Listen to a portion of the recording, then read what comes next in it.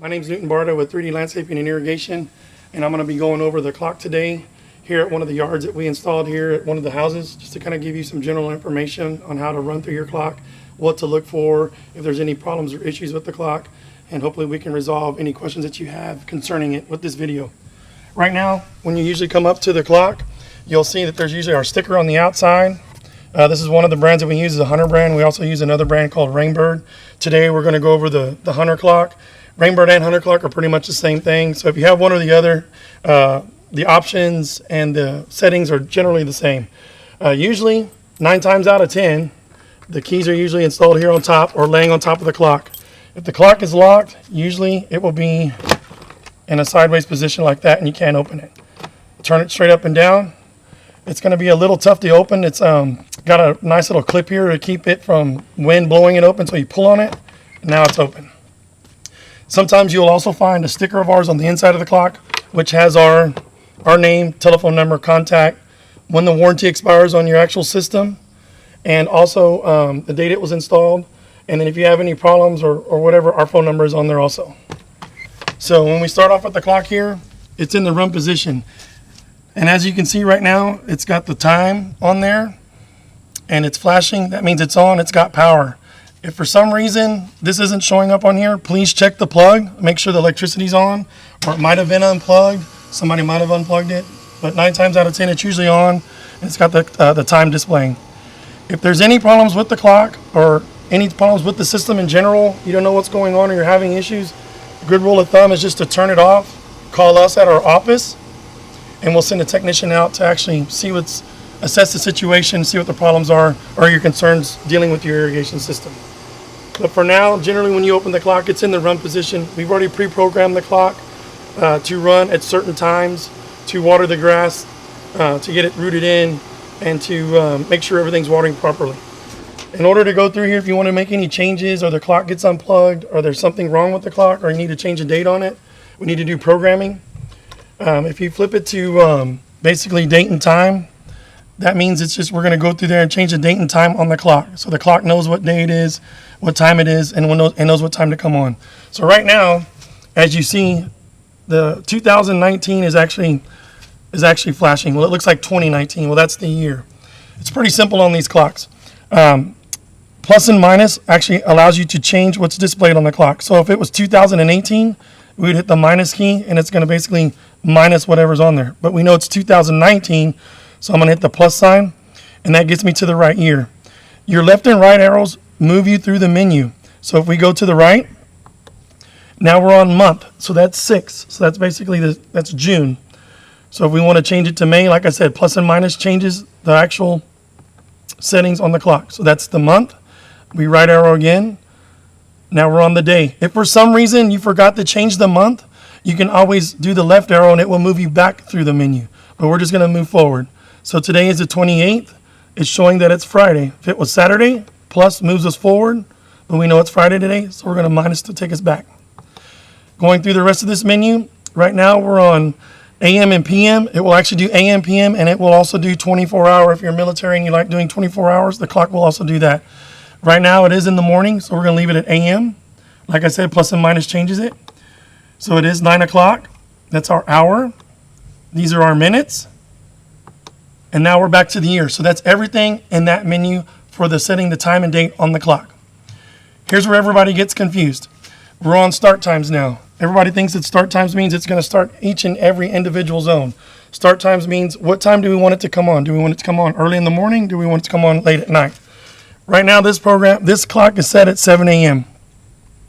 And you see the little A there, and it's got a clock. The clock means that's what's, the clock's running. It's going to start when the clock comes on. We always want to have that program A there. If there's any other letter besides program A, there's a little button over here that's called the PRG button, and it's a circular button. If you hit it once, it's going to go to a program B. Hit it again, it's going to go to program C. Hit it again, it will take you back to program A. We always want to be on program A. If there's any other special settings you want to do, if you want it to water the backyard more, we would use those other programs. Please call the office to have a technician to step you through over the phone. But for right now, for your general use, we always want to be on program A to keep things simple.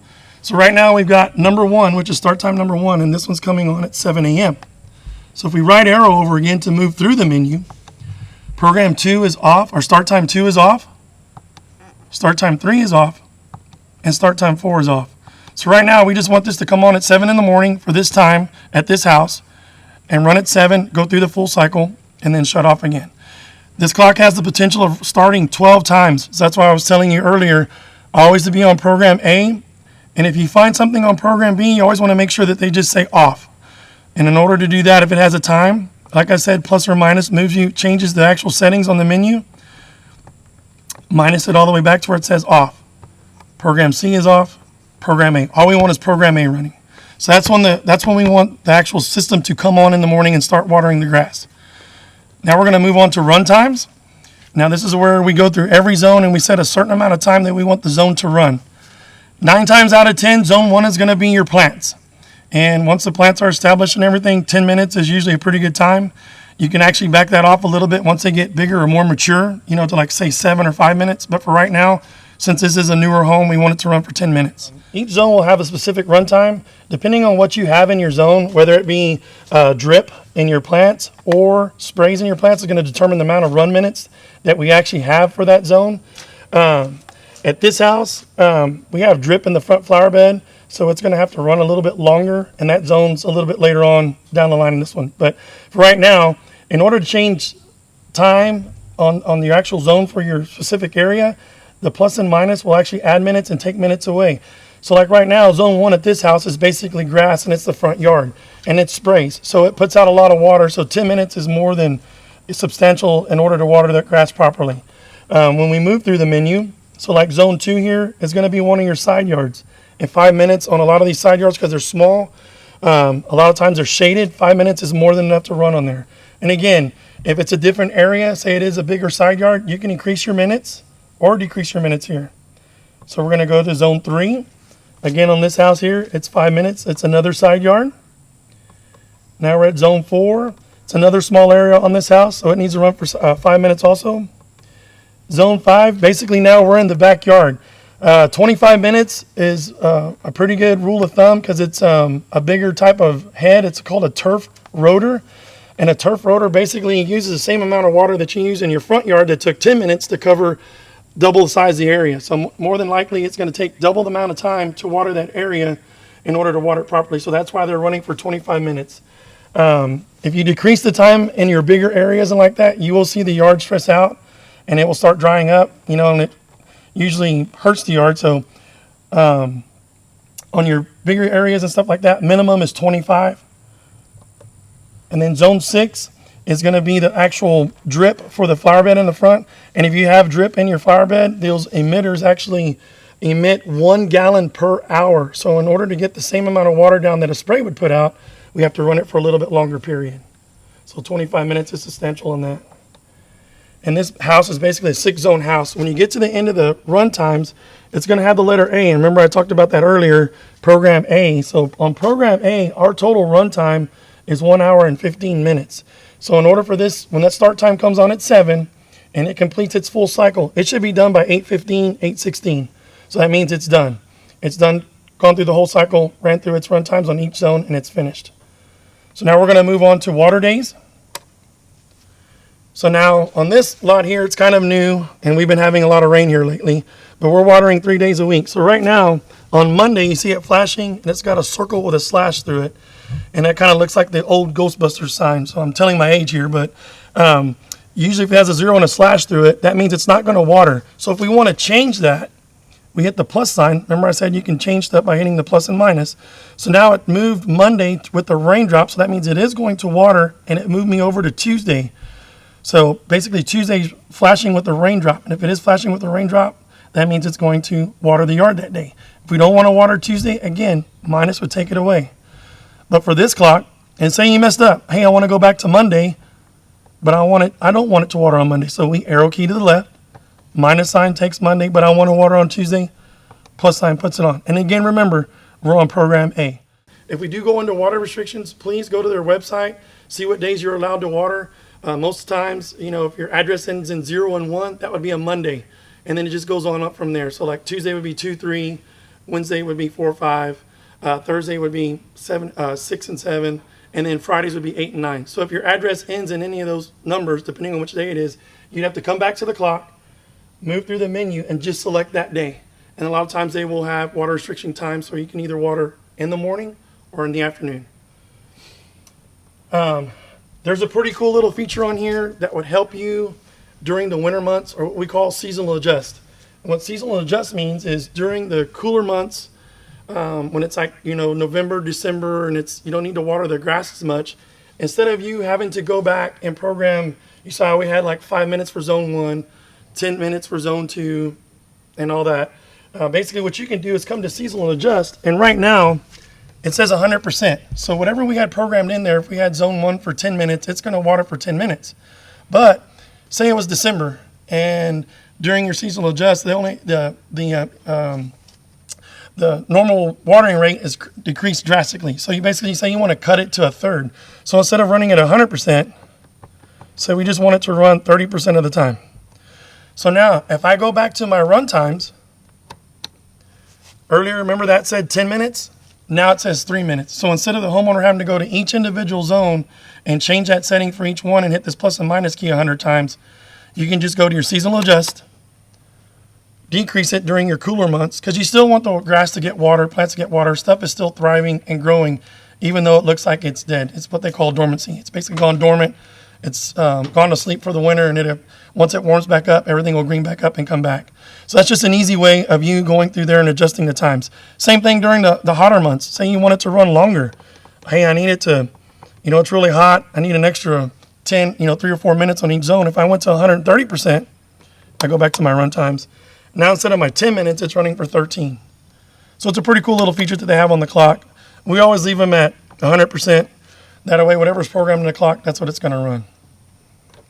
As we move on around here, I'm going to bypass Solar Sync. A lot of that's on there because it's what we call it's a real smart rain sensor that Hunter provides. It actually reads the waterfall. It goes off of the actual state's rainfall for the year. It will read precipitation rate, humidity in the air, the temperature, the air in general. So it's just kind of like your own little weather station, and it will actually program the clock for you to adjust what's been going on during that time period. It's a cool little feature, but it will actually get you in trouble. It'll actually water more when it's hotter. When it does rain around, it will water less, but mainly when it's hotter, it wants to keeps increasing the minutes. This clock's not set up for that. We just have a generic rain sensor that we have, and I'll be going over that here in a minute. Right now, if for any reason, say you fertilized your yard in the front, or you did some work in the front and you want to water just the front zone, we have an option here called manual with the hand on it. So if I'm on station 1 and I've got it on manual here and I flip this to run now, basically what's going to happen is on this manual setting, whatever station you have selected here on the clock, it's going to run for the allotted time that it has programmed, and you'll notice a little sprinkler there flashing. That means that zone is running. It's going to run for that amount of time, and when it's done, shut off and go back to the original program that it originally had. So if you needed to water just the front yard a little extra, you just come to manual, select the zone you want. I usually count to 3, flip it back to run, and it's going to run that zone for a lot of time and turn off. And you can do that for any zone that you have in your yard on your clock. And like I said earlier, if you are having problems, concerns, or there's water running down the street, or you've got a head that's just spraying water and you can't fix it, just turn the system to off. Call somebody here at 3D Landscaping at the number on the front of the box, and we'll be glad to help you, step you through it, and go through everything. Also, one other thing on the clock here that I forgot to kind of go over, right here you got a sensor bypass. And right now I have this one bypassed because we got a lot of rain last night. So when the clock's in the run position, you normally see just the time. If I kick this to active now, it just rained. So guess what? That's telling me that our rain sensor sensed that it rained. It rained a little bit over 1/8 of an inch, which triggered the rain sensor to actually expand, and then it basically opens a circuit. It tells the clock, hey, do not water. We got 1/8 of an inch of a rain here. We don't need to run until that sensor dries out.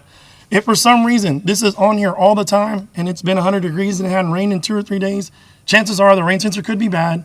Wires could have got cut. Something could have happened to it. If you need your system to run, flip it to sensor bypass. It's going to ignore the rain sensor and do whatever the clock says in here that we have programmed in the clock right now.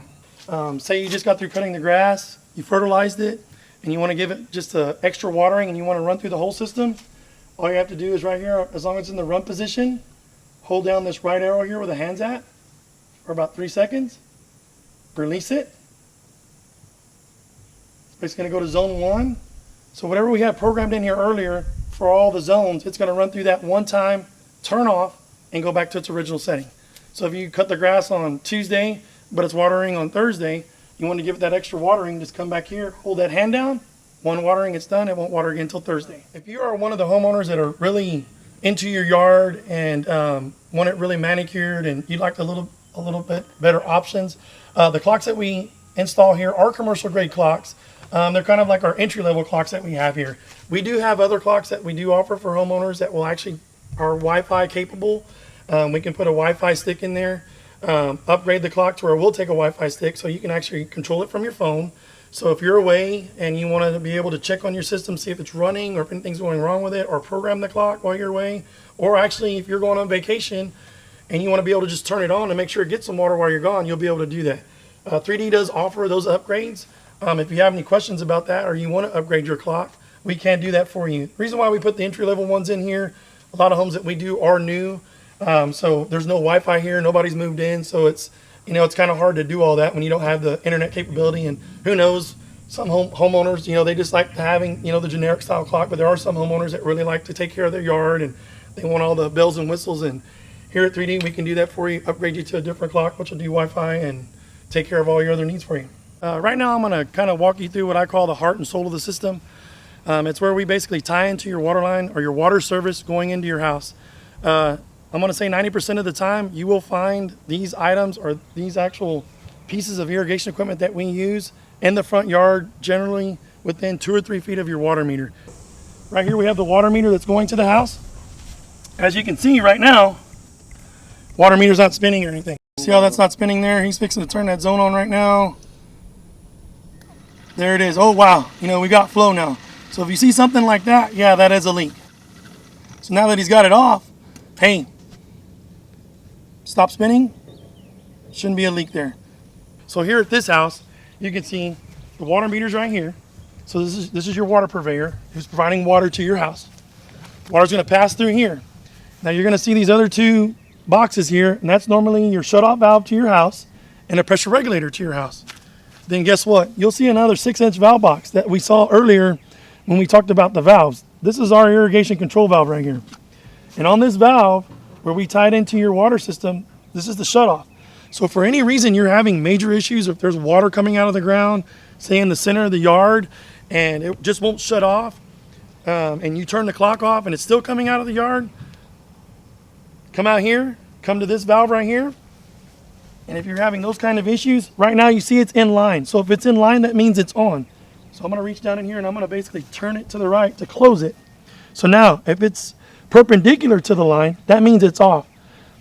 And if it's off and there's still water spraying out of the ground, say on this side or somewhere else, I'm going to say you've probably got an issue with your line going to your house. Because once we turn this off here, there is no more water going to the irrigation. Yeah. So any other links that you have would be non-irrigation related. So now I'm going to go ahead and turn this back on because it was on. We want it to work. We want it to water the yard. So long as it's in line, we want it to work.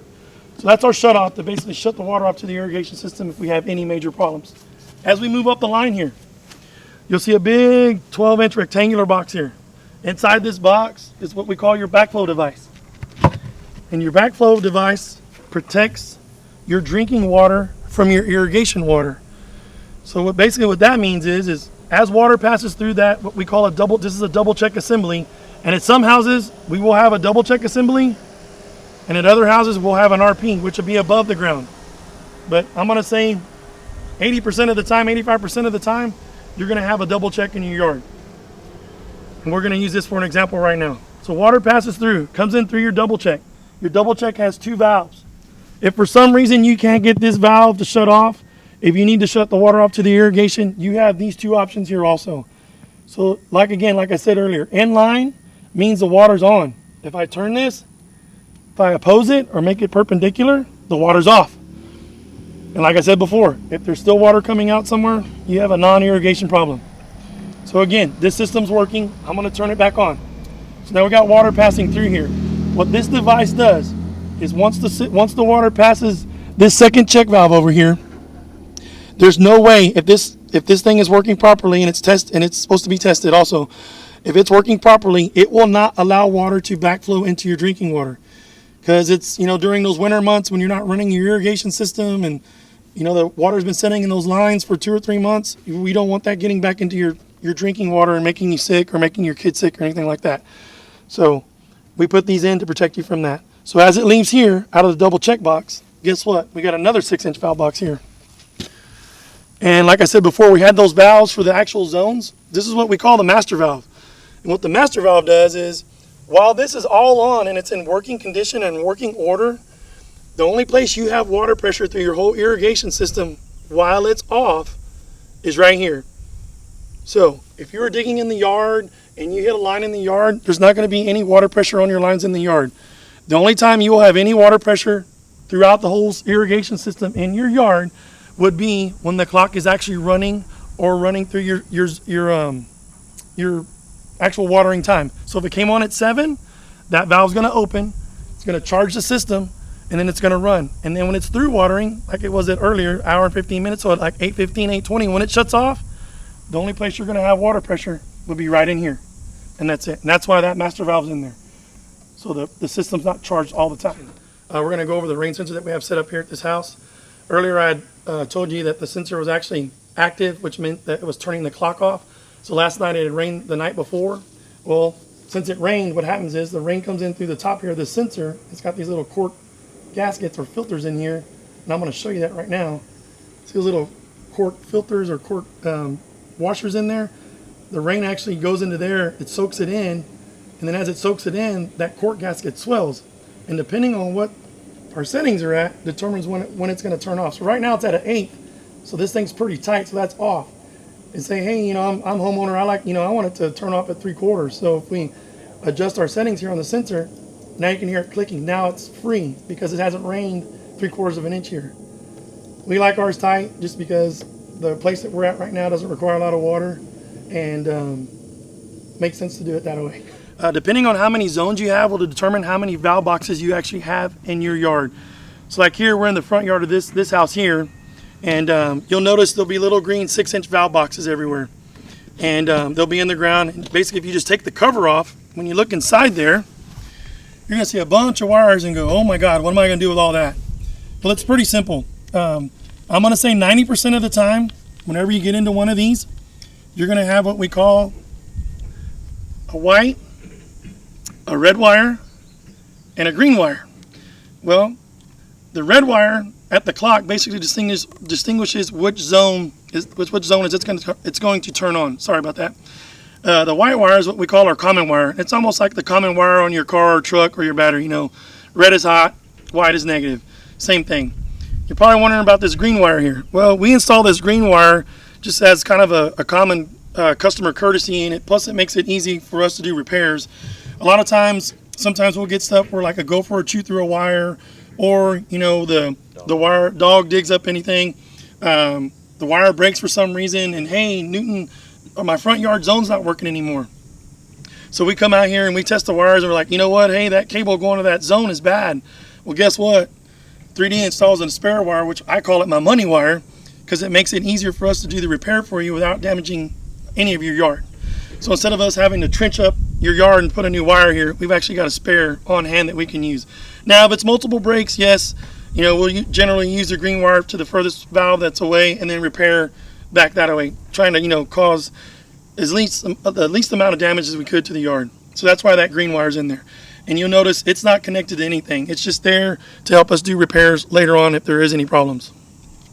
And also on the valve here, you'll notice it's got like these 2 red wires coming out of it. That's what connects to these other 2 red and white wires. And on here, there's a solenoid. Basically, it says you can actually run this thing manually if you want to. We don't advise homeowners to do this. This is just for technicians to come out here. If you're not home for some reason, we can actually turn that zone on, do some troubleshooting, see what's going on with it, and then turn that zone off.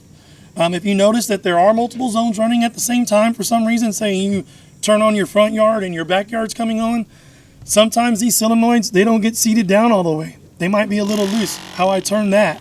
So what you might want to do is just, if that zone is running, just go to that, pop the green box off, And make sure this solenoid here where it says quarter turn, you notice how it says off this way, righty tighty, lefty loosey. So we want to go right and we want to tighten it.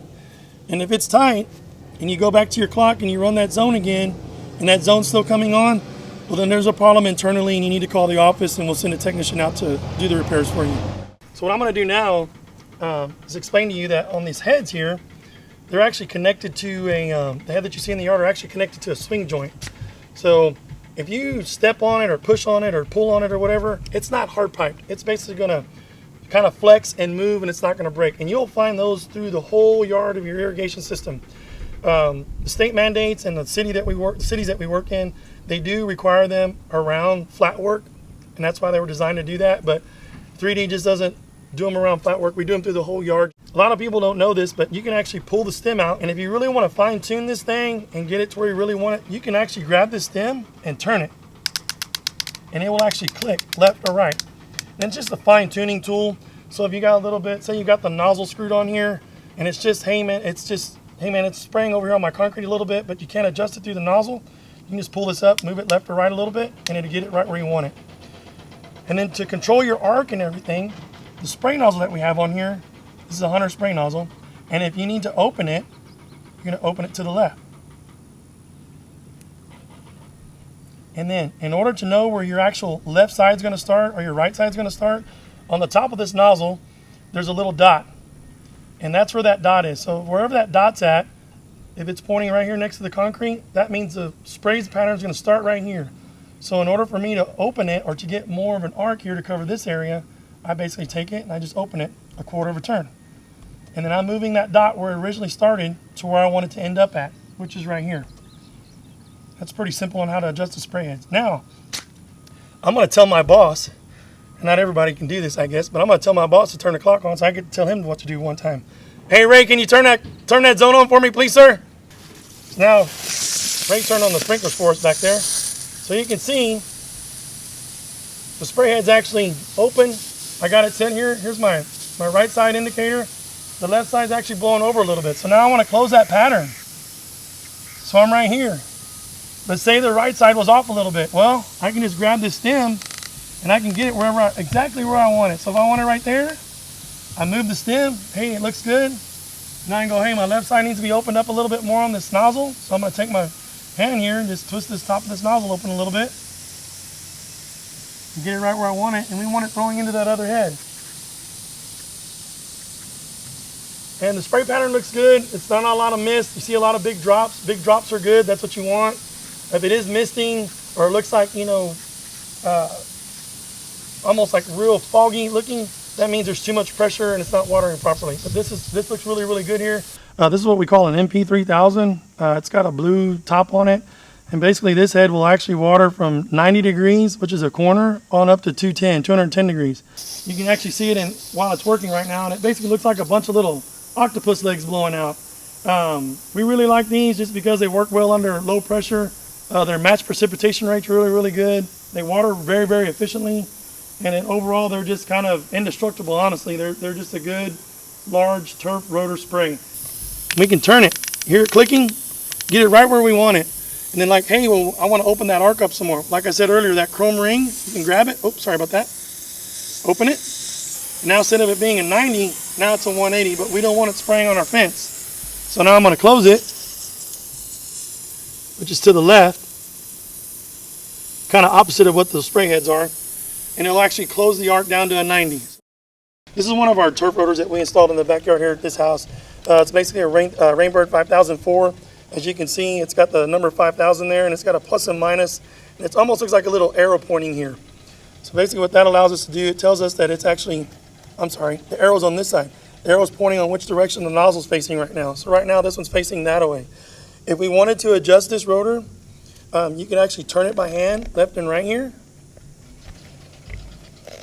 You can hear it kind of spin and click, and then it goes back the other direction. So there's basically what they call a left side and a right side indicator. This one's going all the way back around. The reason why that is because it's in the middle of the yard, and this is one of our 360 rotors. But if it was in the corner, if we wanted it to do a 90, there's a little tool here that you actually have to use in order to adjust these. It's almost like a little screwdriver. If you had a little screwdriver, that would work also. And right here where it says plus or minus, you would actually stick this in the ground here, or stick it in this hole here, you'll feel it kind of fall down into a slot. And then you can turn it to the left, which means it's going to basically close the arc, or turn it to the right, which is where the plus sign's at, which means it's going to open the arc. And on this one, you can hear it actually click. So when it's clicking, that means it's going to be in 360 mode. So it's going to basically go in a full circle. So whenever you are setting these, if it is in a corner, you want to get to where they have basically what they say is a left side indicator. So wherever it stops at, that means that's going to be your left side. If you want to move it, say this was in a corner and our fence was here and here, I'd want it to start here and then basically adjust accordingly. Either close the gap or open it. So that's just kind of a quick, simple deal on how to adjust those big turf rotors in your backyard. And in here, we've kind of, whenever we do plants like this, we kind of wrap it around them, or we'll grate what they call grading it, or actually putting the irrigation, the drip lines in line by the plant so they'll get watered properly. If you do see any of this drip tubing exposed, like I've got it exposed here, it's always best to kind of, and it's real easy, it's always best to kind of dig it out, dig it under, get it underneath the mulch, just because you don't want the drip tubing exposed to the sun. Sun kind of damages it, dries it out, makes it brittle. So if you can keep it under the mulch, which allows the water to get down in the ground and not evaporate, and keep it covered up, your system will work 100 times better, your plant will feel better, and it will grow faster if that's all properly covered and manicured right. Basically, our warranty is for 1 year. It covers any major manufacturer defects and stuff like that. If you got a problem with the clock, nozzle broke, or the rain sensor's not working or operating properly, we'll come out and fix it free of charge for the first year. And again, your warranty's here on the clock. This one expires on June 2020. 3D also provides free adjustments up to the first 30, and we'll give you some 30, 45 days. You know, if you've got some issues where the sprays are spraying on the fence and it's not adjusted right, we will come out and adjust it for you, you know, through the first 45 days. Anything after that, it's kind of up to the homeowner. It's always a good general rule of thumb to come out at least once a month. It's like anything else. You know, if you got a car, you know, you're supposed to change oil every 5,000 miles. You're not going to let that go for 15,000, because in the long run, it's going to cost you more to replace an engine than it would just to, you know, do a $35 or $40 oil change. Same thing here with your irrigation system. You want to kind of take care of it. Check it periodically. If you do have a maintenance guy that's cutting your yard or maintaining it, a lot of times those guys don't turn it back on when they run through the yard. And he might have clipped a head, or he might have stepped on something or broke something. So it's always good at least once a month to come out here, run through the whole system, just kind of check everything to make sure everything's operating properly. Sprays are spraying right, the rotors are blowing right, you don't have any water running down the yard or anything like that. Because if you check it now, it's going to save you money now rather than having a $400 or $500 water bill in the long run. And just also keep in mind, for homeowners that have, some of our homeowners have big, huge yards, 15, 16 zone yards. Those require a lot of watering, and you will, normally have a little bit higher water bill than the regular, what I call your postage stamp yards or your smaller yards. Also, just for homeowners information, and maybe you want to know how much your irrigation system is using every watering, or when it does go through its watering cycle, you can always use 12 gallons per minute as a rule of thumb. Here at 3D, we try to keep all of our zones under 12 gallons a minute, just because as the neighborhood grows, there's going to be more people watering, water pressure does go down. So we try to design the system to where it will run most efficiently and economically as possible. But you can always say around 12 gallons per minute per zone. So if our clock basically waters for an hour and 15 minutes, well, I usually just convert that. So that's going to be 75 minutes in total. Just to kind of keep things simple, if it was 10 gallons a minute, so for 75 minutes, that's going to be 750 gallons of water for one cycle. So if it's at 12 gallons, you do the math. 12 times 75 minutes, that'll give you the amount of water you're going to be using for one watering cycle. So if we're using 700 gallons for Tuesday, we're watering 3 days a week, that's 2,100 gallons of water. Now we multiply that times 4, we're at 8,400 gallons of water. So this thing could add up real quick. So if you're watering every day, you could use anywhere from 10 to 20,000 gallons of water, depending on how big your yard is. Just to kind of keep that in mind, so you know what you're watering per cycle. And like I said before, if you have any questions, please feel free to call the office, 830-985-9115. Thank you again.